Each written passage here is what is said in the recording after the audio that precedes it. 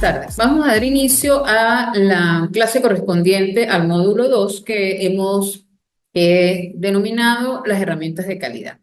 En el módulo uno hablamos de todos los aspectos relacionados con la calidad y en este módulo nos podemos preguntar, ajá, pero ¿cómo lo obtenemos? ¿Qué herramientas tengo a la mano para poder obtener, ¿verdad?, productos y servicios de calidad? Entonces, en esta oportunidad vamos a ver algunas de las herramientas que podemos usar para lograr nuestro objetivo. ¿Qué hacen las herramientas de calidad? Bueno, mejoran los servicios y los procesos, sin duda alguna. ¿Ok? ¿Para qué las utilizamos? Bueno, las utilizamos para definir, para medir, para analizar y proponer soluciones a los problemas que interfieren en que el rendimiento y el resultado de las empresas no sea el más adecuado. ¿Ok? ¿Por qué se dice para definir, para medir, para analizar y proponer? Bueno, porque hay herramientas solo para definir, otras para medir, otras que solamente analizan y otras que nos ayudan a proponer soluciones. ¿Ok? Vamos a ver en primer lugar el diagrama causa-efecto. Por cierto, este, eh, este diagrama causa-efecto tiene mucha utilidad, mucha utilidad. Primero porque es muy sencillo de usar. Como ustedes ven, es una representación gráfica de todas las causas que pueden generar un problema. Y es una herramienta de análisis. ¿Ok? Su manera de gestionar es la siguiente. Se le llama diagrama de causa-efecto o espina de pescado. Cuando se habla, ¿por qué se habla de espina de pescado? Por la similitud que tiene con el esqueleto de un pescado. Donde va la cabeza, nosotros vamos a colocar el problema que vamos a analizar. Y en cada una de sus espinas vamos a colocar las causas, ¿ok? Esas causas van a estar, digamos, organizadas por categoría. Más adelante vamos a ver un ejemplo donde van a clarificar este aspecto, ¿ok? ¿Qué pasa? Que es muy sencillo, ¿por qué? Porque yo coloco y veo el problema y voy analizando cuáles son las causas que pudieran haberme generado ese problema. Y después que las tengo en una lista, las organizo por categoría. ¿Ok? Por ejemplo, vamos a analizar el problema accidentes de trabajo. Ocurren accidentes de trabajo en una determinada empresa. ¿Ok? La persona solo tiene la cabeza de pescado. Entonces, ¿qué dice? Accidentes de trabajo. Vamos a listar cuáles pueden ser las causas que me pueden generar este accidente de trabajo. ¿Ok? Entonces, cuando yo las listo y las organizo por categoría, me da como resultado este, este diagrama que estamos viendo a mano derecha, a mano izquierda, perdón. Entonces, si hablamos de causas relacionadas con equipo, entonces podemos decir que las instalaciones son inadecuadas, que faltan equipo de protección. ¿Ok?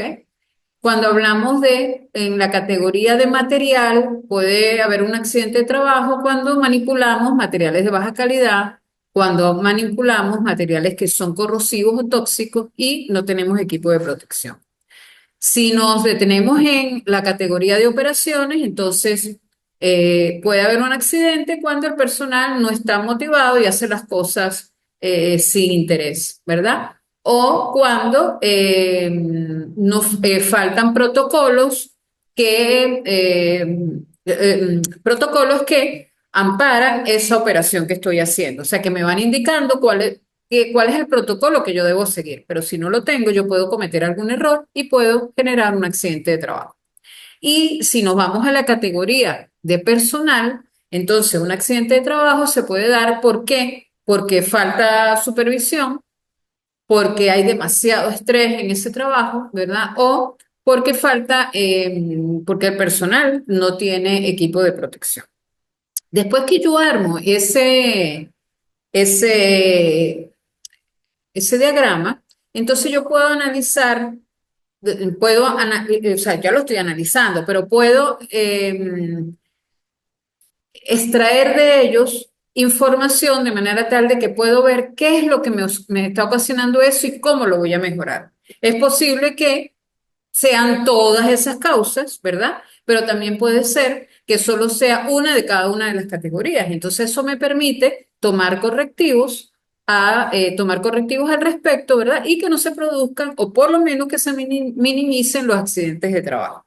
En la medida que yo minimizo de trabajo, minimizo los accidentes de trabajo, entonces estoy dándole más seguridad a mi trabajador, ¿verdad? No se para la producción por el accidente, soy más productivo, o sea, todo eso hace mejora continua, que es lo que finalmente queremos cuando hablamos de calidad. ¿Ok? Estas herramientas nos permiten eso. Si vamos a, por ejemplo, vamos a ver esta que está relacionada con la parte estudiantil. Si vamos a que mi problema, yo soy funcionaria de una universidad, mi problema es que hay un bajo rendimiento estudiantil, entonces voy a analizar qué está pasando.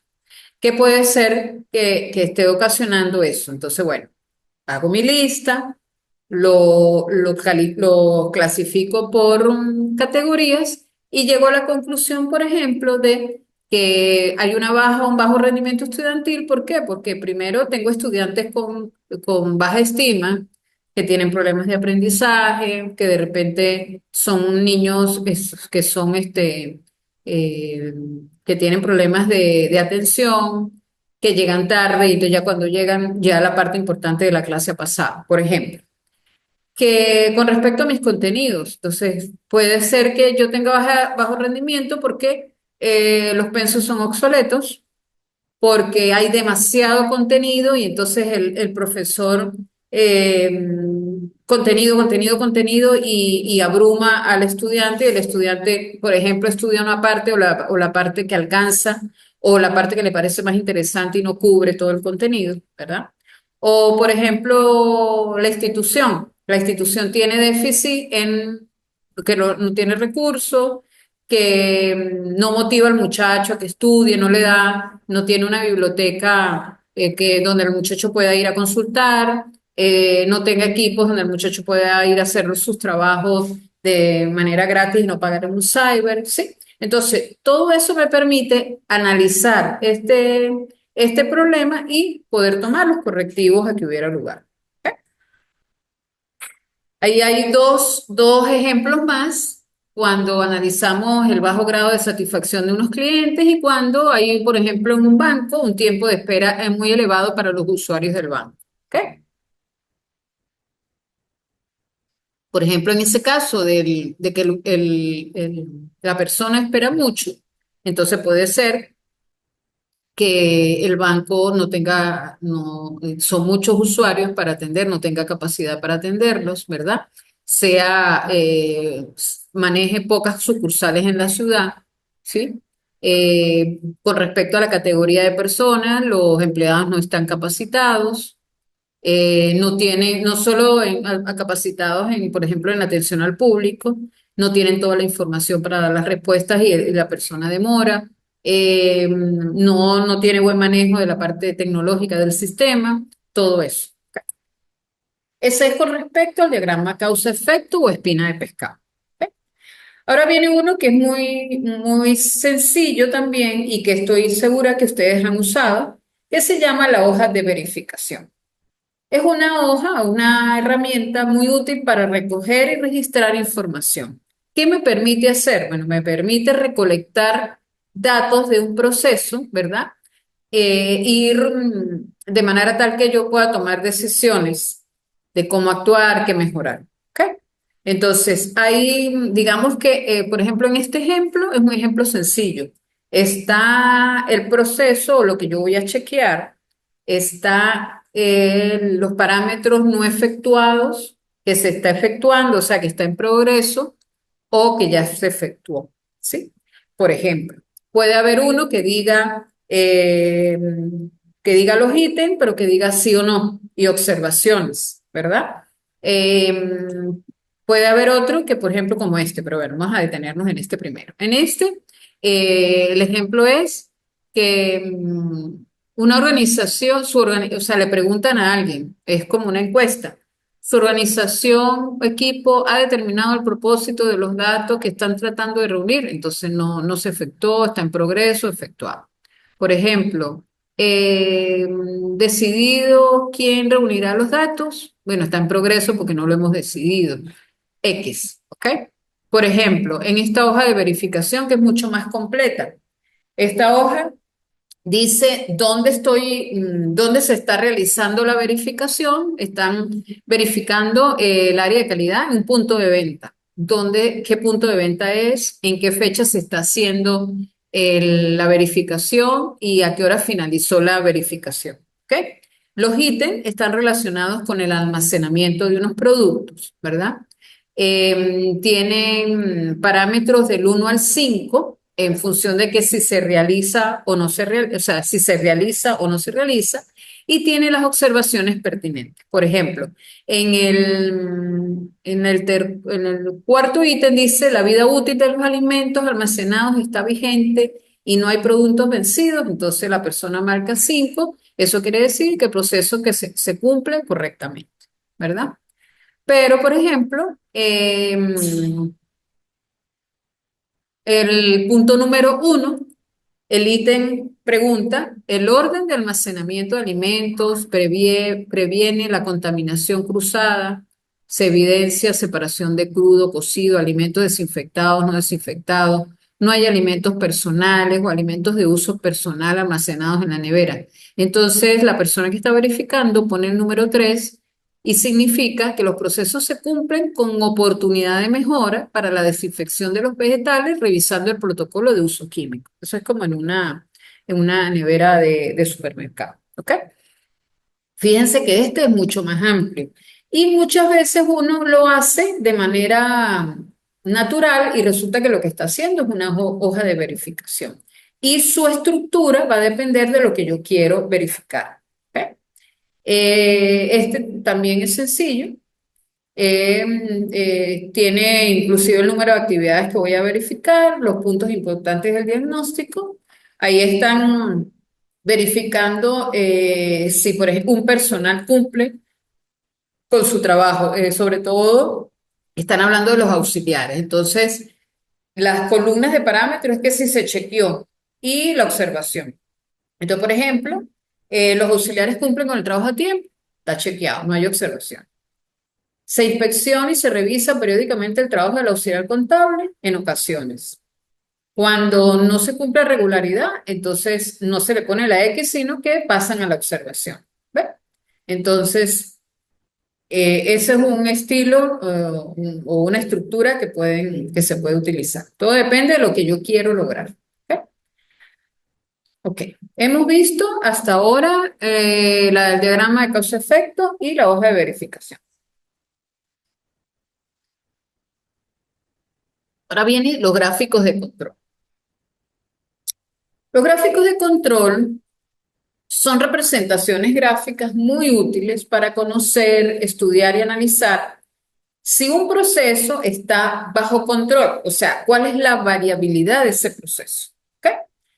Su estructura es fácil, no siempre el análisis lo es, pero su estructura está representada en tres límites, en tres ejes horizontales. El eje horizontal más bajo se llama límite de control inferior, el que está en el medio, límite de control central, el que está por arriba, límite de control superior. ¿Ok? Obviamente, estos límites se obtienen aplicando unas fórmulas. Yo lo que quiero en este momento es que ustedes identifiquen un gráfico de control y de manera sencilla puedan analizar si está o no bajo control. ¿Ok? No que hagan el gráfico ni mucho menos, sino que tengan idea de que es una herramienta útil y que las va a ayudar. Puede ser un punto de partida inclusive cuando ustedes están analizando algún proceso. ¿Ok? ¿Qué pasa? Que se dice que el, hay varias maneras de que el proceso que yo estoy estudiando, que está representado por la línea azul, esté fuera de control. ¿Ok?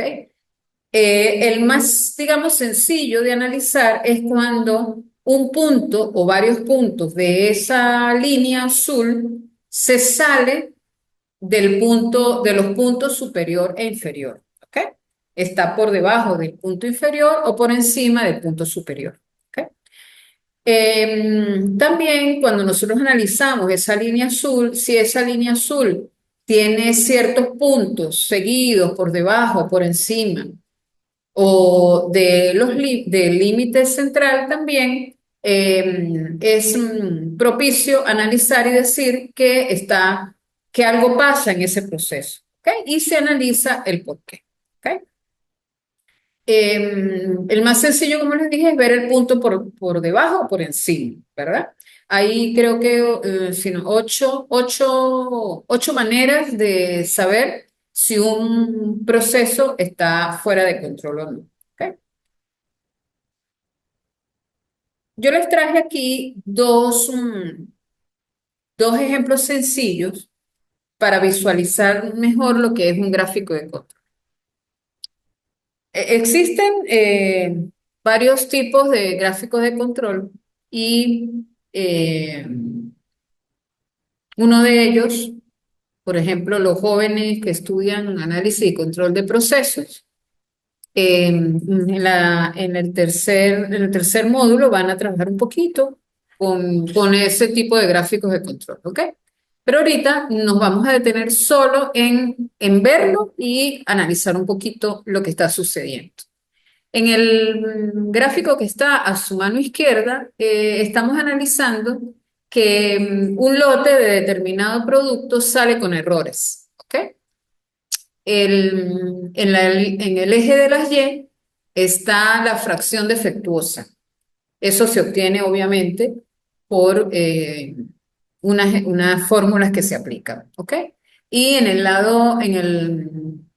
eje de las X están los lotes de la muestra, o sea, los lotes que se han sacado. ¿Qué pasa? Que la línea azul me indica el porcentaje de errores de, de, de esa muestra. ¿Ok?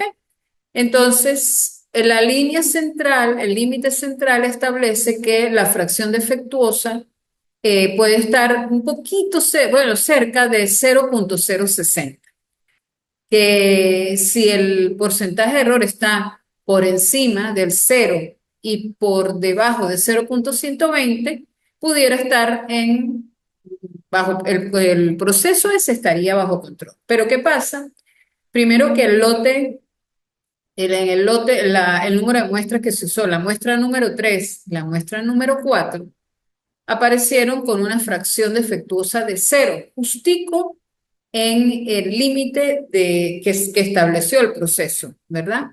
Y la muestra número 12 pasó por encima del límite superior. Entonces, ¿qué le permite de manera fácil? ¿Qué le permite al que está analizando este diagrama? Le permite ver y ir a qué pasó cuando, en el momento que sacaron del lote la muestra número 12. ¿Qué pasó? ¿Qué tipo de error se pudo haber cometido o qué acciones pudieron haber generado que ese porcentaje de error se fuera por encima de lo que se considera natural? ¿Ok? ¿Y por qué en la muestra 3 y 4 estaba sobre el límite inferior del control? ¿Sí? ¿Y por qué se mueve, digamos, como tan irregularmente los porcentajes? Si ustedes ven la muestra 4, 5, 6 y 7, entonces se va acercando, va como mejorando, se va acercando a lo que yo considero normal de porcentaje, ¿verdad? Pero ya en la 10 y 11 otra vez se va alejando, en la 12 al contrario, aumentó. Entonces hay que ver qué es lo que está pasando en ese proceso para que me genere esa línea tan irregular. ¿Ok? Obviamente el proceso no está en control. En este segundo ejemplo está un gráfico que representa el porcentaje de CO2 que hay en un gas. ¿Ok? Entonces, en el eje de las X están los días del mes de septiembre que se estudió el proceso y el promedio mensual de CO2 que se obtiene pues, en el gas que están estudiando, ¿sí? Entonces, por colores pueden identificar que la línea azul es la línea central, de la línea roja es la superior y la línea verde es la inferior. El proceso, el gráfico que muestra el porcentaje de CO2 que hay presentes en el gas está identificado con la línea morada. Fíjense que en el día 9 el porcentaje es bajísimo. Bueno, es mentira, en la 18 el porcentaje es bajísimo, muy por debajo de lo que se considera inferior, ¿no? En los puntos 6, 7, 10, 11 y 12 por encima del límite superior. Entonces, obviamente, no está en control ese proceso y debemos estudiar qué pasó esos días. Me adelanto a que puede ser que no, el personal que estaba midiendo o encargado de medir la cantidad de CO2 que se le colocaba se le inyectaba al gas, era un personal, no sé, suplente, no tenía la preparación. Pudieron pasar muchas cosas, ¿sí? No tenía la información de los porcentajes o el nivel de gas que podía tener el nivel de CO2 que podía tener el gas. Eso me permite ir estudiando y corrigiendo lo que está pasando. Ok, ahora vamos a los diagramas de flujo. Los diagramas de flujo, que estoy segura que ustedes ya lo han visto, es una representación gráfica de un proceso. Tiene una simbología particular que en la medida que ustedes van desarrollando, sí, desarrollando paso a paso el proceso, van utilizando cada uno de los símbolos dependiendo de la acción que vayan de la opción que forma parte de ese proceso. ¿Ok? Tiene su simbología, recuerden. Y tiene también su manera de hacer, en el sentido de que, por ejemplo, en el lado izquierdo, hay un diagrama de flujo vertical, o sea, va de arriba hacia abajo, pero también hay ejemplos que van de, permítanme, no tengo aquí, pero en el aula yo les coloqué la información, hay unos que van de manera horizontal, ¿ok? O van de acuerdo al departamento que realiza la acción, va pasando de un departamento a otro y con la simbología que ellos traen. Entonces, como les digo, si ustedes pueden ver cómo se crea un diagrama de flujo en 5 pasos? Bueno, lo primero es que se define el alcance del proyecto, o sea, el alcance del proceso en este caso. Se identifican las tareas de forma cronológica, o sea, qué viene primero, qué viene después. Se organizan las tareas por tipo y por símbolo. Por eso les digo que tiene cada una de las operaciones, tiene una simbología asociada.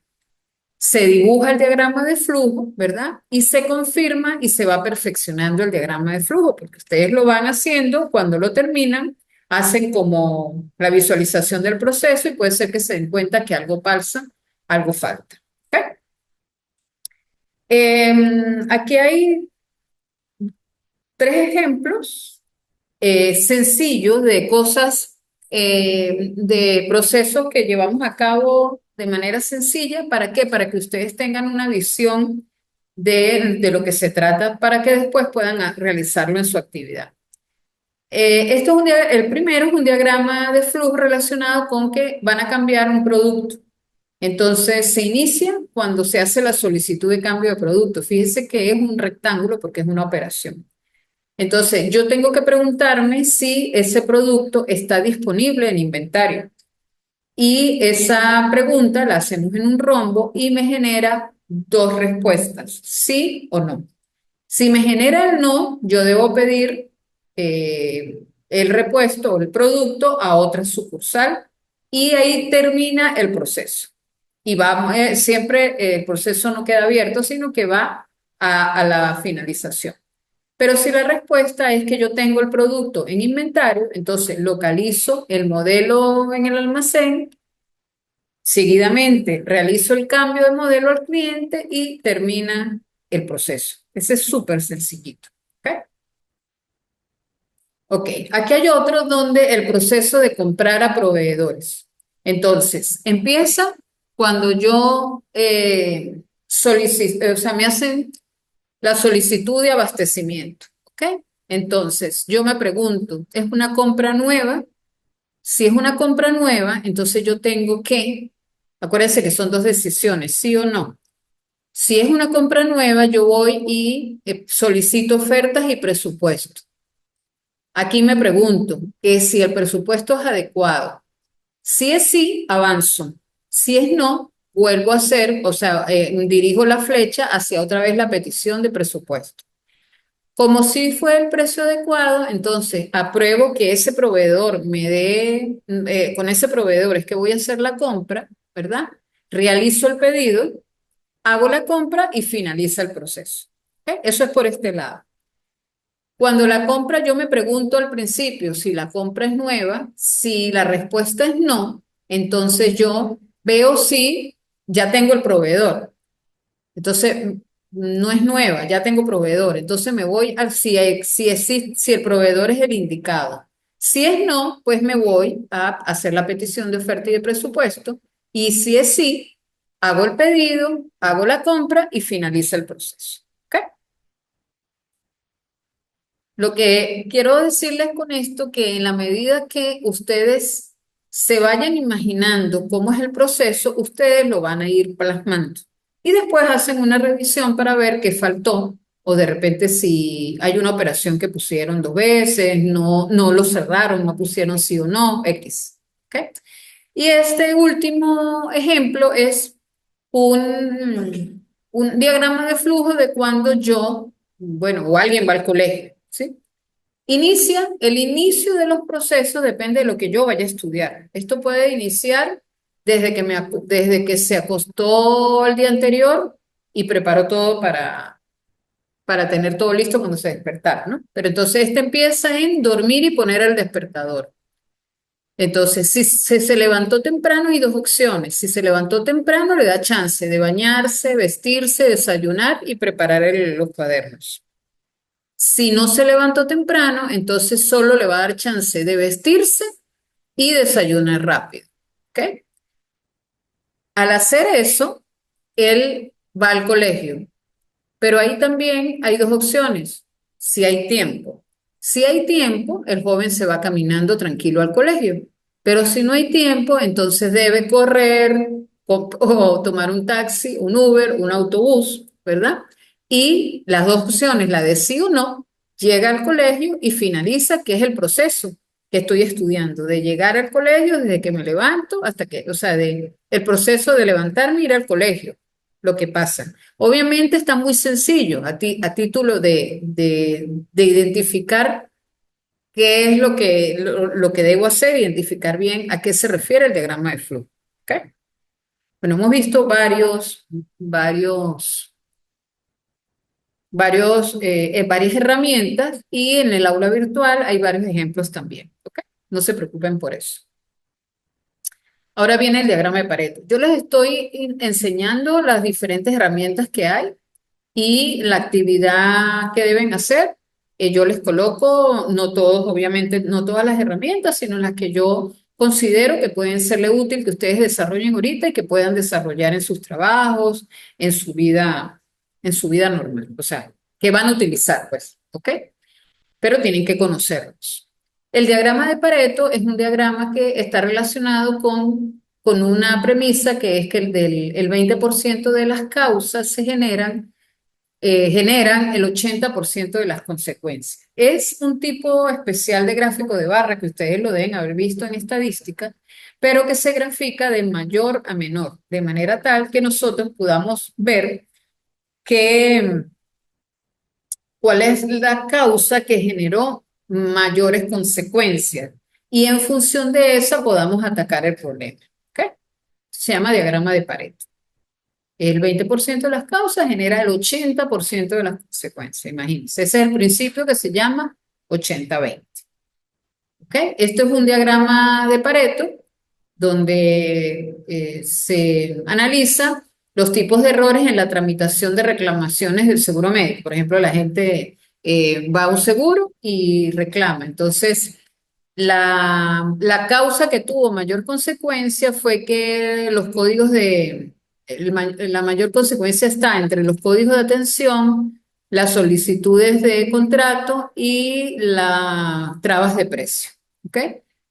Ahí pueden darse cuenta cuáles son las que suman el 80% y entonces pueden corregir los códigos de atención, pueden corregir las solicitudes de contrato, lo que está pasando, que genere altas consecuencias. ¿Ok? Obviamente, todos esos números se generan de aplicación de fórmulas. ¿Ok? Pero que digamos que el objetivo es que ustedes conozcan el diagrama de Pareto o el diagrama de Pareto y las demás herramientas. ¿Ok? Aquí hay otro donde causas de bajas calificaciones a los estudiantes también. ¿Quiénes son las que generan el 80 o más de las causas relacionadas con las bajas calificaciones de los estudiantes? Dificultad para comprender el material, el tiempo insuficiente para terminar el examen, un poco de causa. Y bueno, después que uno lo tiene, las grafica. ¿Ok? Pero puede verse gráficamente lo que está pasando. Este es otro diagrama que se llama diagrama de dispersión. El diagrama de dispersión está relacionado con eh, identificar la relación que existe entre dos variables. Ahí, cuando uno grafica los datos correspondientes a una variable y en el eje de las X y en el eje de las Y, la otra variable. Y de acuerdo a cómo se comporten los datos, entonces nosotros podemos decir qué tipo de relación hay entre ellas dos. O sea, sucede lo que le pasa a una variable cuando cambia la otra. ¿Ok? Algunos ejemplos de esto es, por ejemplo, el número de carros vendidos y la cantidad de dinero asociado a cada uno de ellos, el número de trabajadores que construyen un galpón en función del tiempo que tardan en construirlo, ¿verdad? O el tiempo de estudio y las notas que se obtienen, o sea, el tiempo de estudio, por ejemplo, de matemática y las notas que se obtuvieron en matemática. ¿Qué relación tiene eso, esas variables en función de qué? De ver si una afecta no, qué grado de impacto tiene una sobre la otra. Se llama diagrama de dispersión. ¿Ok? Ok. Cuando hablamos de herramientas, también hablamos de herramientas que nos ayudan a analizar, a medir, a buscar soluciones para que nuestros procesos y nuestros servicios, mejor dicho, nuestros bienes y nuestros servicios que ofrecemos sean de calidad, ¿verdad? Las herramientas estas que les presento o que les presenté nos ayudan a eso. Pero también existen los llamados indicadores de gestión, ¿ok? Y interesantes, son usados en muchos ámbitos porque nos van diciendo cómo vamos, ¿no? Si nos estamos desviando mucho de lo que queremos o nos estamos acercando a lo que queremos, ¿ok?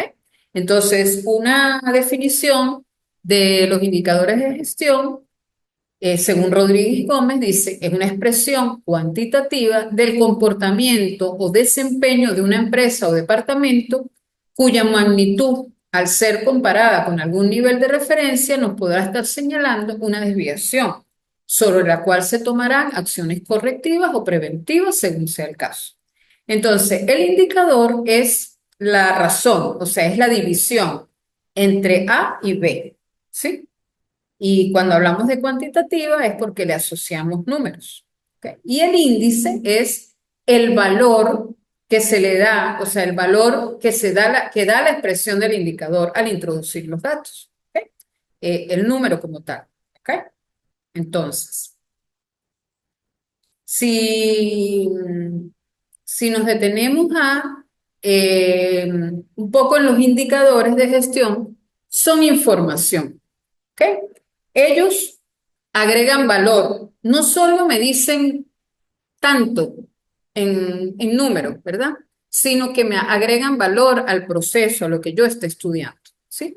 Obviamente, los indicadores deben cumplir con ciertos atributos, ¿ok? Como es que sean exactos, que tengan forma, que, que nos representen una frecuencia de tiempo, ¿verdad? Que tengan relevancia, que sean oportunos, que sean íntegros. Entonces, ¿qué pasa? Que los indicadores no son, vamos a decirlo así, no son fines, sino los medios para lograr los fines planteados. Son los medios, porque a raíz de la información que ellos generan, entonces yo puedo cumplir con el fin que he establecido. ¿Ok? Entonces, entiendo que de momento es mucha teoría, pero ya van a ver que es sumamente sencillo. Vamos a partir de indicadores muy sencillos, de manera tal de que ustedes puedan analizar a partir de ahí, bueno, si se complican los indicadores, porque tienen mucha más información, no importa, porque ya tienen la base. ¿Ok? Entonces, cuando yo hago un indicador, tengo que darle un nombre, cómo se calcula, tengo que expresarlo en unidades. ¿Ok? Y obviamente un glosario, o sea, deben tener términos. ¿Ok? Esa es su composición. Pueden ser su naturaleza, o sea, lo que me pueden expresar es eficacia, eficiencia y productividad. Pueden tener una vigencia temporal o permanente, ¿verdad? Y su nivel de generación va a depender de quién recibe la información. Si, a qué nivel de organización se recoge la información, ¿verdad?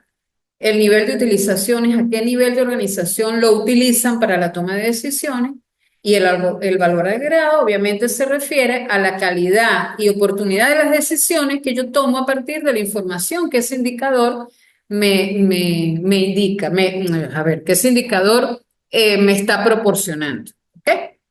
Entonces, aquí hay una clasificación general de los indicadores. ¿Ok? Tenemos indicadores que me van a mostrar qué efectivo estoy siendo como organización. Otros me van a indicar qué eficiente voy, qué grado de eficiencia tengo. Otros qué grado de calidad voy obteniendo. ¿Ok? Entonces, algunos son resultados alcanzados entre los resultados planificados, que son los de efectividad. Si hablamos de eficiencia, estamos hablando de recursos. Recursos que utilicé entre recursos que estaban planificados. ¿Ok? Si hablo de calidad, es calidad de la producción, o sea, está referido a la calidad de la producción o a la calidad para el cliente. O sea, qué tan efectivo he sido de ofrecer bienes y servicios de calidad. Si hablamos de productividad, entonces la relación entre los bienes y servicios que he producido, entre lo que he utilizado para ello, trabajo, energía, materiales, ¿sí?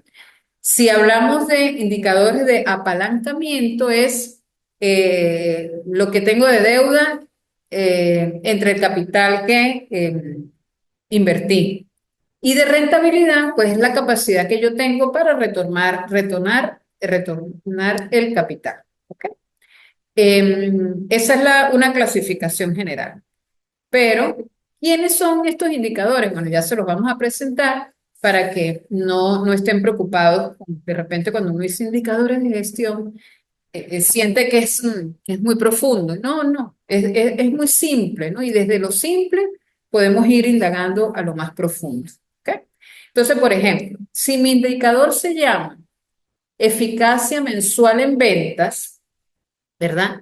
Entonces mi indicador está formado por un numerador que me dice el número de clientes que compraron entre el número de clientes que yo visité por 100. ¿Para qué? Para que el resultado me dé de manera porcentual y yo pueda hacer un análisis mucho más fácil. Por ejemplo, si yo visité, vamos a poner un ejemplo básico. Si yo visité 100 clientes y solo 50 me compraron, ¿verdad? Por 100 me va a dar un porcentaje de eficacia de 50%. ¿Qué quiere decir eso? Que yo estoy de un 100%, solo tengo un 50% de eficacia. Entonces, ¿qué debo hacer? Bueno, debo mejorar. ¿Qué estoy haciendo mal cuando visito a los clientes? ¿Por qué no los estoy entusiasmando? ¿Por qué no los estoy enamorando para que compren mi producto? ¿Ves? A eso me refiero cuando, a partir de esa información que ese indicador me da, yo puedo tomar decisiones, ¿ok? Por ejemplo, eh, cuando hablamos de estudiantes, ¿ok? El nivel de aprobación de pruebas es básico. ¿Cuántos presentaron la prueba y cuántos me aprobaron? Entonces, si me aprobaron un 90% de los estudiantes, eso me puede dar luz a que entendieron la clase, que el examen estaba bien formulado, ¿verdad? Que los estudiantes se sintieron motivados para presentar la prueba, ¿sí? Para estudiar y presentar la prueba. ¿Ok? Y, por ejemplo, el otro, cumplimiento en despachos. ¿Cómo estoy cumpliendo? Si, por ejemplo, yo tenía programado en la semana hacer, no sé, 200 despachos y solo logré entregar eh, 20 a tiempo. Entonces, algo está fallando, ¿verdad? Porque no logré la totalidad de los programados y ni siquiera acercarme al número que yo tenía establecido, que tenía programado. ¿Ok? Esos son los indicadores de gestión. Yo le digo razones, porque está A sobre B y me da un resultado. Entonces, eso me da información de cómo actuar. Estoy lejos de lo que quiero, estoy muy cerca de lo que quiero, estoy logrando lo que quiero cuando tengo un 100%. ¿Ok? A eso se refieren los indicadores. Entonces, en esta clase hablamos de las herramientas de calidad y los indicadores de gestión que nos facilitan el trabajo con respecto a ofrecer bienes y servicios de calidad, analizar lo que está pasando y poder realizar correctivos al respecto. ¿Ok? En el trabajo que tienen ustedes asignados para esta actividad está resolver problemas aplicando algunas de las herramientas. ¿Ok?